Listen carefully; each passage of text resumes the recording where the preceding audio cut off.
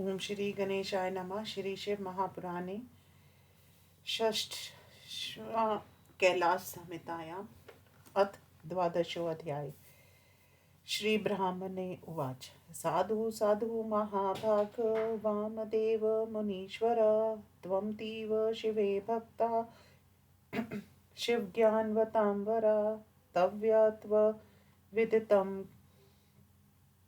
किंचनास्ति लोकेषु कुत्रचित् तथापि तव वक्ष्यामि लोकानुग्रहकारिणा लोकेऽस्मिन् पशु सर्वे नानाशास्त्रविमोहिता वञ्चिता परमेशस्य माययातिविचित्रया न जानन्ति परं साक्षात् प्रणवार्थमहेश्वरं सगुणं निर्गुणं ब्रह्मा त्रिदेवजनकं परम् दक्षिणं बाहुमुद्धृत्य शपथं ब्रवीमि ते सत्यं सत्यं पुनः सत्यं सत्यं सत्यं पुनः पुनः प्रणवार्थं शिवा साक्षात् प्राधान्येन प्रकीर्तिता श्रुतिषु स्मृतिशास्त्रेषु पुराणेष्वागमेषु च यतो वाचो निर्वर्तन्ते अप्राप्य मनसा सह आनन्दं यस्य वै विद्वन् बिभेति कुतक्षन् यस्माजगदिदं सर्वं विधि विष्णवन्द्रपूर्वकं सहूभूतेन्द्रियग्रामे प्रथम सम्प्रसूयते न सम्प्रसूयते यो वे कुत्क्षन् कदाचन यस्मिन् भासते विद्युन् च सूर्य न चन्द्रमा यस्य भासा विभाति जगत्सर्वं समन्तता सर्वेश्वर्येण सम्पन्नो नामना सर्वेश्वर स्वयं यो वे मुमुक्षुभिर्ध्येय शम्भुराकाश मध्यग सर्वव्यापी प्रकाशात्मा भासरूपो हि चिन्मया यस्य पुंसा पराशक्तिर्भावगम्या मनोहरा निर्गुणा स्वगुणैरेव निगूढा निष्कला शिवा तदीयं त्रिविधं रूपं स्थूलं सूक्ष्मं परं तथा ध्येयं मुमुक्षुभिर्नित्यं क्रमतो योगी विमुर्मने निष्कला सर्वदेवानामादिदेव सनातना ज्ञानक्रिया स्वभावो य परमात्मेति गीयते तस्य देवाधिदेवस्य मूर्ति साक्षात् सदाशिवा पंचमंत्र तनुर्देव कला पंचक विग्रह शुद्ध स्फटिक संकाश प्रसन्ना शीतलद्युति पंचवक्त्रो दशभुज स्त्री पंचन नयन प्रभु ईर्ष्यान्मुकुटोपेत पुरुषास्य पुरातना अघोर हृदयो वामा देवगृह प्रदेशवान् सदयपाक्तक्ष तन्मूर्ति साक्षात् सकल निष्कल सर्वज्ञत्वादिष्ट शक्ति षड्गीकृत विग्रह शब्दादिशक्ति स्वरूति हृत्पङ्कज विराजिता स्वशक्त्या वामभागे तु मनोमन्या विभूषिता मंत्रादिष्ट विदार्थानां नामार्थोपन्यासमार्गता समष्टिव्यविष्ट भावार्थ वक्ष्यामि प्रणवात्मकम् उपदेशकरमोहादो वक्त्यशूर्यतामयं चातुर्वर्ण्यं हि लोके सिमन् प्रसिद्धं मानुषे मुने त्रैवर्णकानामेवात्र श्रुत्याचार समन्वय शुश्रूषा मात्र सारा हि शूद्राश्रुति बहिष्कृता त्रैवर्णिकानां सर्वेषां स्वाक्षमर्तात् आत्मनां श्रुति संयुदितो धर्मो अनुष्ठेयो न पराकचित् श्रुति संवृत्युद्वित्तं कर्म कुर्वन् सिद्धिं वाप्स्यति इत्युक्तं परमेशेन वेदमार्गप्रदर्शिना वर्णाश्रमाचार पुण्यैर्भयैर्च परमेश्वरं तत् सायुज्यं गता सर्वे बहवो मुनि सत्तमा ब्रह्मचर्येण मुन्यो देवा यज्ञक्रियाध्वना पित्रा प्रजया तृप्ता इति हि श्रुतिर्ब्रवीत एवं ऋणत्रयान्मुक्तो वानप्रस्थाश्रमं गता शीतोषन् सुखदुःखा दिस्हिर्ष्णुर्विर्जितेन्द्रिये तपस्वी विजिताहारो यमाद्यं योगं भयसेत यथा दृढतरा बुद्धिर्विचाल्य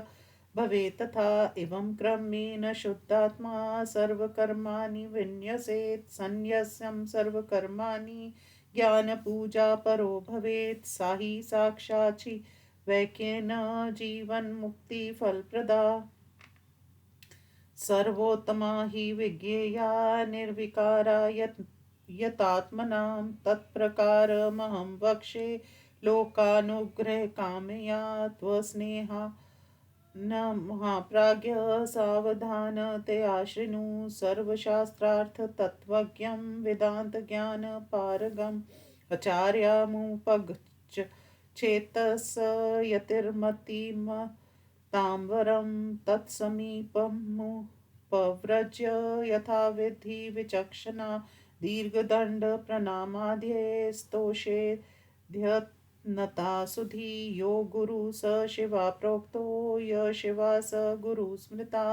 इति निक्षित्य मनसा स्वविचारं निवेदयेत् लब्धानुज्ञस्तु गुरुना द्वादशाहं पयोव्रती शुक्लपक्षे चतुर्थ्या वा दशम्यां वा विधानता प्रातः स्नात्वा विशुद्धात्मा कृतनित्यक्रियसुधी गुरुमाहूय विधिना नन्दी श्राद्धं समारभेत् विश्वदेवा सत्यवसुसंज्ञावनप्रकीर्तिता देवश्राद्धे ब्रह्मा विष्णु महेशा कथितास्त्रय ऋषिश्राद्धे तु सम्प्रोक्ता देवक्षेत्रमनुष्यजा देवश्राद्धे तु वसुर्द्रादित्या सम्प्रकीर्तिता चत्वारो मानुश्राद्धे सनकाद्या मुनीश्वरा भूतश्राद्धे पञ्चमहा भूतानि च तथा परं चक्षुरादि इन्द्रिये ग्रामो भूतग्रामश्रुतुवृद्धः पितृश्राद्धे पिता तस्य पितात्रय मातृश्राद्धे मातृपिता महो च प्रपितामही आतंश्राद्धे तु चत्वार आतं पितृपितामहो प्रपितामहनामा च सपत्नीका प्रकीर्तिता माता महात्मकश्राद्धे त्रयो माता महादया प्रतिश्राद्धं ब्राह्मणानायुगं कृत्वोपकल्पितान् आहूय पादौ प्रक्षाल्य स्वयमाचम्य यत्नता समस्तसम्पत् संवापिता हेत्वा समुत्थिताप्तकुलधूमकेतवा अपार संसार समुद्रे सेत्वा पुनन्तु मा ब्रह्मन् पादरेण वा अपादघन् धवान्त महस्सभ्रानव समीहितार्थर्पणकामधेन वा समस्तितीर्थाम्बु पवित्रमूर्तयो रक्षन्तु मा ब्राह्मणपादपासं व इति जप्त्वा नमस्कृत्य साष्टांग भुवि दण्डवता स्थित्वा तु प्राणमुखो शम्भो पादाबज युगलं स्मरन्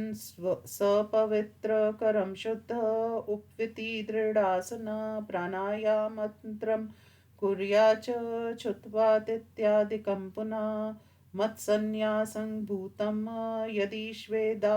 देवादिकं तथा श्राद्धम् अष्टविधं माता महान्तं पार्वणेन वै विधानेन करिष्यामि युष्मद्याज्ञा पुरःसरम् इवं विद्धाय सङ्कल्पं दुर्भानुत्तर तस्य त्यजेत् उपस्पृश्याप उत्थाय वर्णक्रमारभेत् पवित्रपाणि संस्पृश्य वाणी ब्राह्मण्यो योर्वदेत् विश्वदेवार्थ इत्यादि भवद्वशासन इत्यापि प्रसन्तन प्रसादनीय इत्यन्तः सर्वत्रैवं विधिक्रम इवं समाप्य वर्णं मण्डलानि प्रकल्पयेत् उद्गारभ्य दश्च कृत्वाभ्यचरणमक्षते तेषु क्रमेण संस्थाप्य ब्राह्मणापादयो मुना पुनः विश्वे देवादिनामानि संसबोधन्मुच्चरेत इदं वपाद्यमिति सकुश पुष्पाक्षतोदके पाद्यं दत्त्वा स्वयमपि शालिताङ्गगिरुदड्मुखा आचम्य युग्मकल्लिप्रान्तस्तानास्नेषुपवेश च विश्वदेवस्वरूपस्य ब्राह्मणस्य दमानसनम् इति दर्भासनं दत्त्वा दर्भपाणि स्वयं स्थिता अस्मिन्नान्दिमुखश्राद्धे विश्वदेवार्थ इत्यपि भवद्वञ्चाशनतीत्युक्त्वा क्रियेत्तामिति संवदेत् प्राप्नुतामिति सम्प्रोच्य भवन्ताविति संवदेत् वदेन्ता प्राप्नुयावेति तो च ब्राह्मण पुङ्गवो सम्पूर्णमस्तु सङ्कल्पस्य धीरस्ततीवती तान् प्रति भवन्तो निवन्वती प्रार्थयेद द्विजपुङ्गवान् तथा शुद्ध कदलयादिपात्रेषु श्रालितेषु च अनादिभोज्य द्रव्याणि दत्त्वा दर्भे पृथक् पृथक् परिस्तीर्य स्वयं तत्र परिषिच्य योदकेन च हस्ताभ्यामवलम्ब्याथ पात्रं प्रत्येकमादरात् पृथ्वी ते पात्रमित्यादि कृत्वा तत्र व्यवस्थितान् देवादीक्षं चतुर्थ्यन्तान्न्यूदाक्षतसंयुतान् उदगृहीत्वा स्वाहेति देवार्थे अन्यचेत् पुनः न ममेति वदेदन्ते सर्वत्रायं विधिक्रम यत्पादपद्यस्मरन्नादस्य नाम जपादपि न्यूनं कर्म भवेत् पूर्णं तं वन्दे साममीक्षरम् इति जप्त्वा ततो ब्रूयान्मया कृतमिदं पुनः नान्दिमोक्षदमिति यथोक्तं च वदेत् तथा अस्तित्पतिब्रूतेति च तान् प्रसाद द्विजपुङ्गवान् विसृज्य स्वकरस्थोदं प्रणम्य भुवि दण्डवत् उत्थाय च ततो भूर्यान्मृतं भवतु द्विजान् प्रार्थये च परं प्रीत्या कृताञ्जलिरुदारधि श्रीरुद्रं चमकं सूक्तं पौरुषं च यथाविधि चिते सदा शिवं ध्यात्वा जपेद ब्राह्मणि पञ्च च भोजनान्ते रुद्रसूक्तं क्षमापये द्विजान् पुनः तन्मन्त्रे च ततो दद्यादुत्तरापोषणं पुरा प्रक्षालिताङ्गगृहाच्चमये पिण्डस्थानं व्रजेत ततः आसीनं प्राणमुखो मौनी प्राणनायामन्त्रयं चरेत् नान्दिमुखोक्त श्राद्धाङ्ग करिष्ये पिण्डदानकम् इति सङ्कल्पये दक्षादि समारभ्योत्कान्तिकं नवरेखासमालिख्य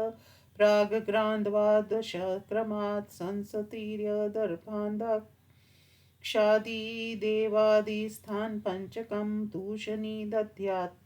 साक्षतोदं त्रिषु स्थानेषु च क्रमात् स्थानेषु वनयेषु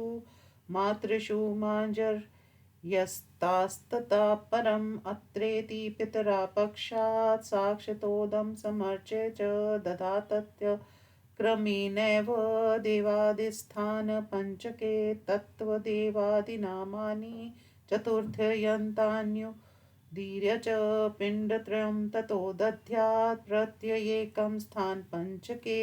स्वगृहोक्तेन मार्गेण दत्यान् पिण्डान् पृथक् पृथक् दध्यादिदं साक्षात् तं च पितृसाधक गुण्यहेतवे ध्यायेत सदाशिवं देवं हृद्यां भोजं ध्ययत यत्पादपद्यं स्मरानादिति श्लोकं पठन पुनः नमः स्वीकृत्य ब्राह्मणो नेभ्यो दक्षिणा च स्वशक्तितः दत्त्वा क्षमा पय च तानि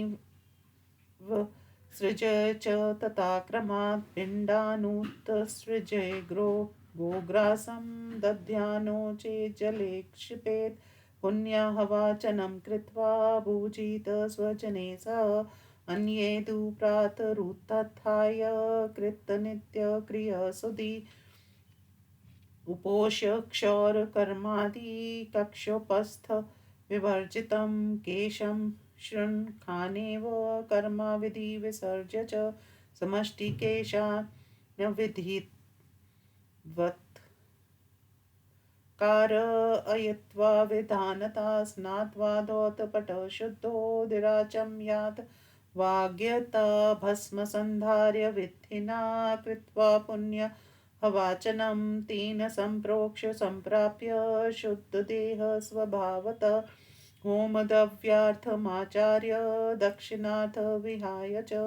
द्रव्यजातं महेशाय दिग्विजये भक्ष्यविशेषता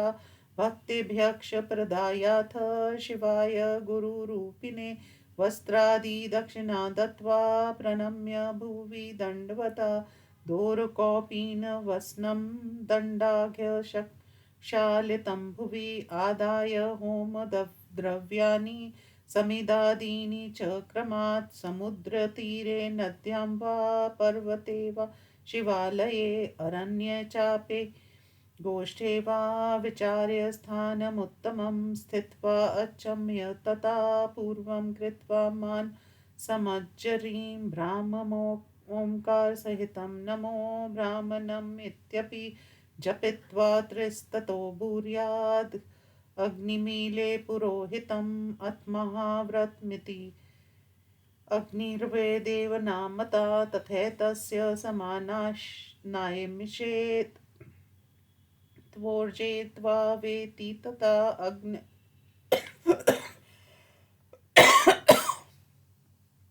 आयाहि वित्त्येषन्नो देवीर्भिष्टये पक्षा प्रोचे मयर्सत्तज्ज भन्लगे सह समित्तं च ततं पञ्चस्वं सर्मयं तथा सामानाय समानात् अथ शिक्षां वदेत् पुनः अथातो धर्म जिज्ञास्ते अचुर्युच्चार्य पुनर्जसा अथातो ब्रह्म जिज्ञासा देवादीनपि संजपेत् ब्राह्मणामिन्द्र सूर्यं च सोमं चैव प्रजापतिम् आत्मानं ज्ञानात्मानमता परम् परमात्मानमपि च प्रणवाद्यं नमोऽन्तकं चतुर्यतं जपित्वाथ सक्तुमुष्टिप्रग्रह च प्राशयाथ प्रणवेनैव द्विराचं याथ संस्पृशेत् माभिमन्त्रं वक्ष्मानं प्रणवाद्यान् नमोऽन्तकान् आत्मानमन्तरात्मानं ज्ञानात्मानं परपुनः आत्मानं च समुच्चार्य प्रजापतिमतः परं स्वाहान्तं प्रजपेत्त पक्षात् पयोधीघृतं पृथक् त्रिवारं प्रणवेनैव प्राशयाच्मै दिद्वा पुनः प्रागास्य उपविश्याथ दृढचित्तस्थिरासना यथोक्तविधिना स्मयक प्राणायामत्र यञ्चरेत् इति श्रीशिवमहापुराणे षष्ठः कैलाससंहितायां संन्यासविधिवर्णनं नाम 12 अध्यायः।